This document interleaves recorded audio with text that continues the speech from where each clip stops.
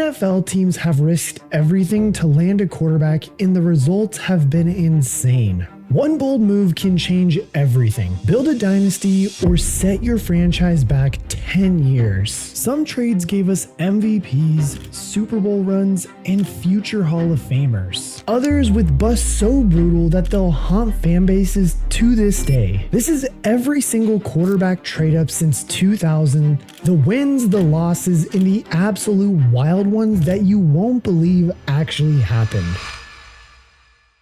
Now in 2001, the Atlanta Falcons sent 3 picks in wide receiver Tim Dwight to move up from 5th overall to 1st, where they selected Michael Vick. Vick was a dazzling dual threat quarterback who had all the talent you could possibly want to not only take Atlanta to the promised land, but also to revolutionize the entire NFL. He certainly showed signs of doing that too when becoming the first quarterback to surpass the 1,000-yard mark as a rusher in 2006, but things went dramatically off the rails from there. Today's latest from the Michael Vick dogfighting case. Now that all 3 co-defendants have entered plea bargains, Vick is on his own to cut a deal or face trial on federal charges. I mean, when you consider that the Chargers used their 5th overall pick on LaDainian Tomlinson, this is a little bit of a tough pill to swallow for Falcons fans, with Vick ultimately going 38, 28, and 1 as a starter. Meanwhile, LaDainian Tomlinson went on to become one of the greatest running backs in NFL history. A couple of years later in 2003, the Ravens then traded the 41st overall pick in a future first rounder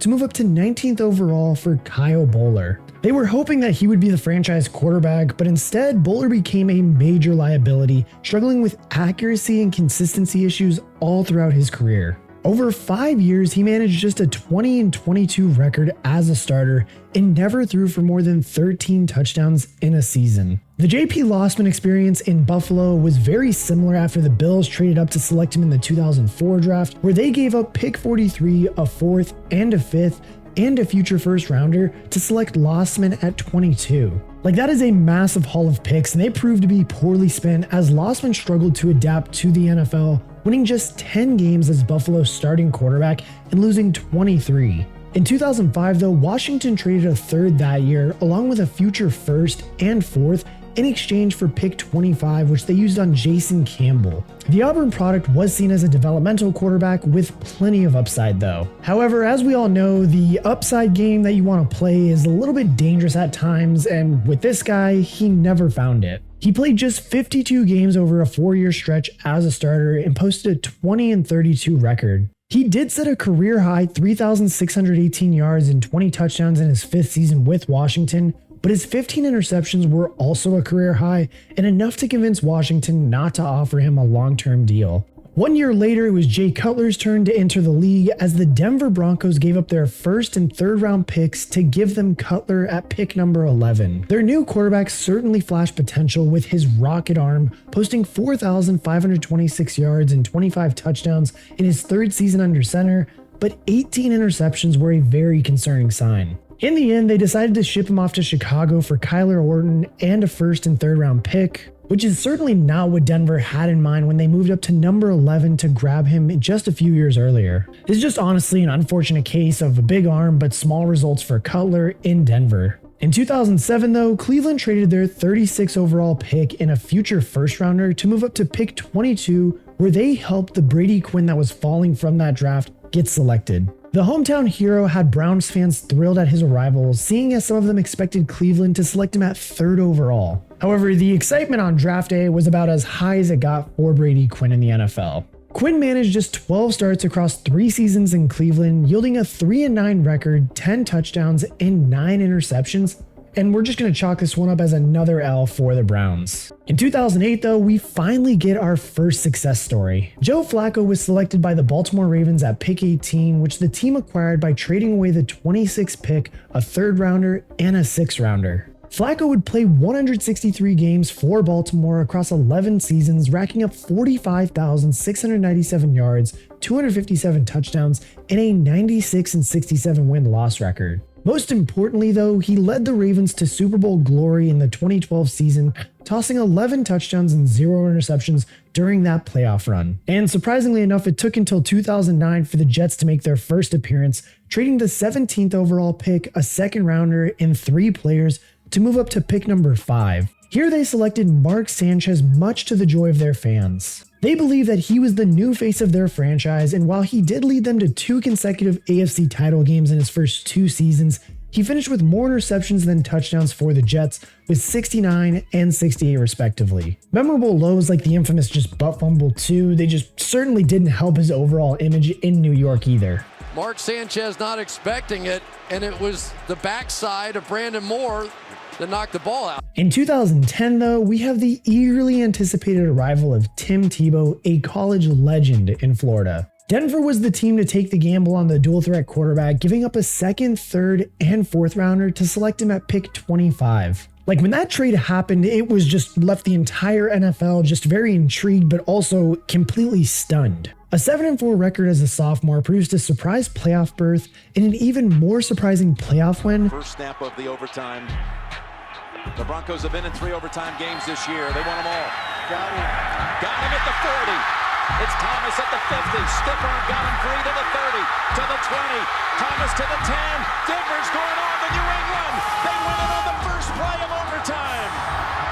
But it all went downhill from there. His unorthodox style and lack of development combined with a 46.5% completion rate was not very convincing, so Denver signed Peyton Manning and shipped Tebow off to New York. In 2011 though, the Jacksonville Jaguars made the leap for Blaine Gabbert, giving up pick 16 in a 2nd rounder in exchange for Washington's 10th overall selection. And despite trying to take a big swing on Blaine Gabbert, it overall was just a big miss as well. I mean, Gabbert produced a miserable 5-22 record as a starter over the next 3 seasons while he was a quarterback, and to make matters worse, Houston selected JJ Watt just 1 pick later. In 2012 though, a blockbuster move went down with Washington sending 3 first-round picks and a 2nd to move up to the 2nd overall pick where they selected Robert Griffin III. They were quickly rewarded for their bold move when the thrilling dual-threat quarterback earned Offensive Rookie of the Year honors, leading Washington to the playoffs in the process. Unfortunately though, a brutal knee injury suffered in the playoffs would ultimately derail Griffin's career, with the quarterback never redefining his form, leading to a sharp fall and release in 2016. In 2014 though, the Cleveland Browns made a move for the polarizing prospect in Johnny Manziel, giving up their 3rd round pick to jump from pick 26 to pick 22. As we all know, Johnny Manziel did end up winning the Heisman Trophy that year, but it also came with a lot of red flags. The young quarterback was immature, unprepared, and out of his depth, going 2-6 as a starter over 2 seasons of football in Cleveland, tossing 7 touchdowns and 7 interceptions. He was a worst-case scenario as a leader of a locker room and another miss in a long line of misses for the Browns franchise. In 2014 though, the Minnesota Vikings gave up a 2nd and 4th rounder to move back into the 1st round and select Teddy Bridgewater 32nd overall. Early returns were promising for the Louisville alum, completing 65% of his passes for 3,231 yards and 14 touchdowns en route to an 11-5 record as a sophomore. However, a devastating knee injury in 2016 derailed his ascent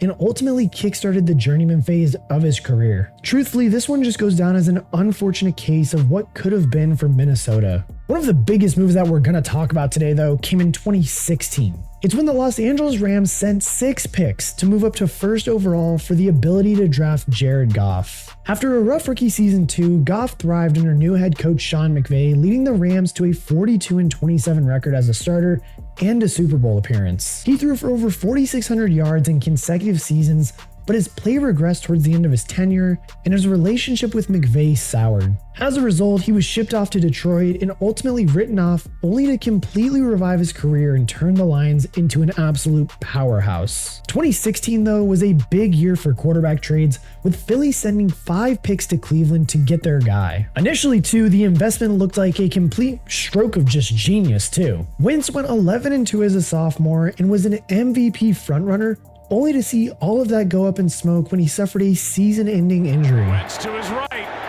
Flag is down, and Wentz in for the touchdown, but a flag thrown.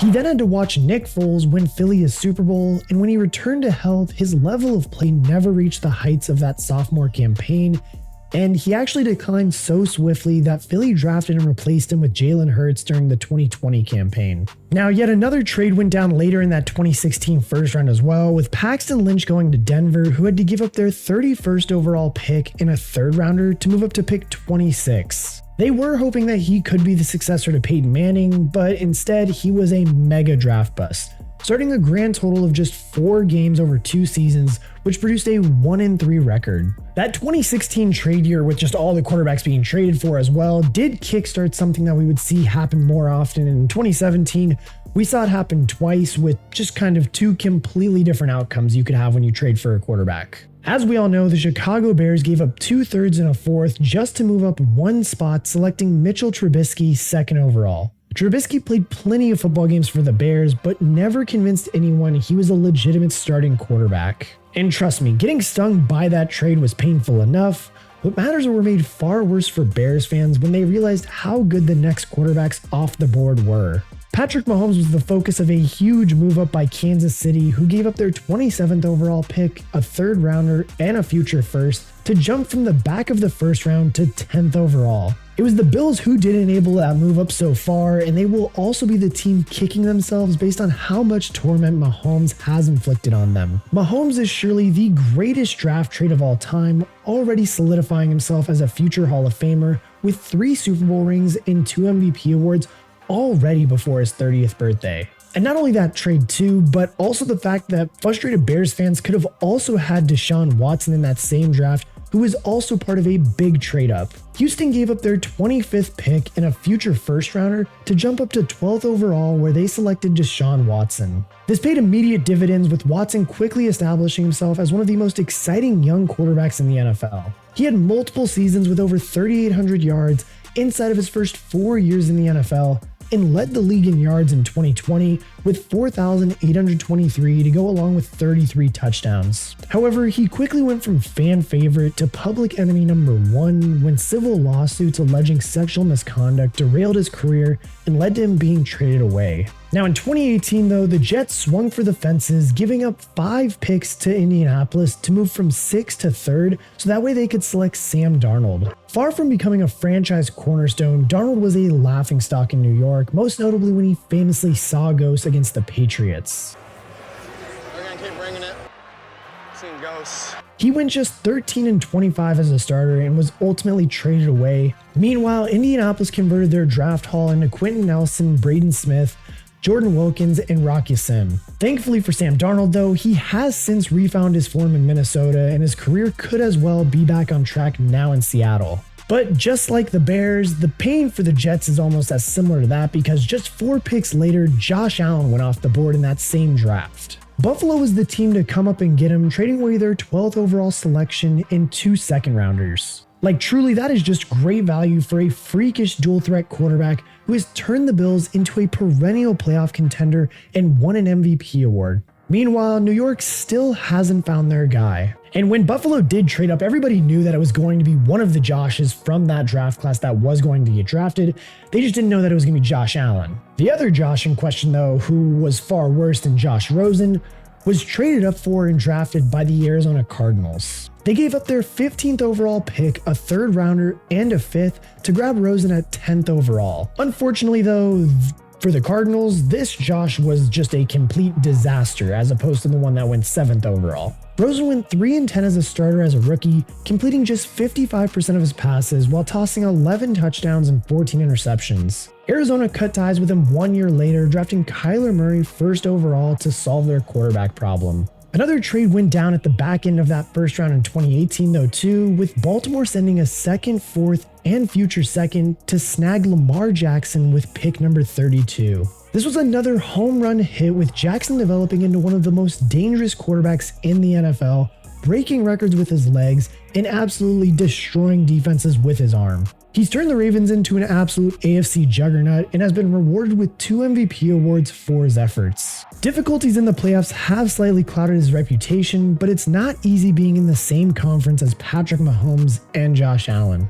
Now in 2020 though, Green Bay absolutely stunned everyone when they traded the 30th pick and a 4th rounder to move up to pick 26, where they selected Jordan Love. And truly, this was just an absolute stunner because, well, the main reason is that they still had Aaron Rodgers and everybody thought that the Packers were going to draft a weapon for him. Instead, they drafted his replacement. 2 stubborn MVP seasons from Rodgers did keep Love on the sidelines for 3 years, but he eventually got his chance in 2023 and looked pretty damn good when on the field, earning a big money deal ahead of the 2024 season as well. The San Francisco 49ers, though, they messed up massively in 2021 when trading 3 first-round draft picks in a third to move up to the 3rd overall pick where they selected Trey Lance. Lance was a developmental dual-threat quarterback option with minimal experience, and he failed miserably at converting his exciting physical skill set into NFL production. It certainly wasn't helped out by injuries either, but the output was never good enough and he ultimately lost the job to 2022's Mr. Irrelevant Brock Purdy. Funny enough too, many people believe that San Francisco was actually trying to trade up for Justin Fields, who ended up going 10th overall to Chicago. The Bears gave up their 20th overall pick, a 5th, and a future first to get into position to select him. And while he did offer significantly more than Lance throughout his rookie deal, his rawness as a passer and processor led the Bears to cut ties with him after just 3 seasons, with them instead choosing to reset with Caleb Williams in 2024. Fields really never had a good offensive line or set of playmakers, but he also didn't show enough competence as an NFL quarterback, but he's going to try and prove me wrong in New York in 2025, but I'm still not sure he's going to be able to do that. In 2023, though, Bryce Young was the 1st overall pick, with the Carolina Panthers giving up a haul of 4 picks in star wideout DJ Moore to get up from 9th overall to 1st. Here they selected the Heisman Trophy winning Young, who was very small in stature, but a hell of a quarterback with elite anticipation and accuracy. Unfortunately, though, none of that was on display in his rookie season, as Young looked completely out of depth with no offensive talent to help him, tossing just 11 touchdowns in 10 interceptions. Thankfully, he did rebound brilliantly in the second half of the 2024 season, and will now look to continue developing on that good play. The final quarterback trade, though, saw Minnesota give up a 4th and 5th rounder to move up 1 spot and select JJ McCarthy at 10th overall. McCarthy looked fantastic in the preseason, but suffered a season-ending knee injury that deprived fans of seeing him in the regular season, but hopefully he can stay healthy and show what he can do in 2025. So what did we learn though? And well, I think it's that trading up for a quarterback is just the ultimate NFL gamble, and most teams are going to lose. Like, yes, you might land a Patrick Mahomes or even a Lamar Jackson, but for every one of those, there's a Johnny Manziel, a Josh Rosen, or even a Trey Lance waiting to absolutely wreck your rebuild.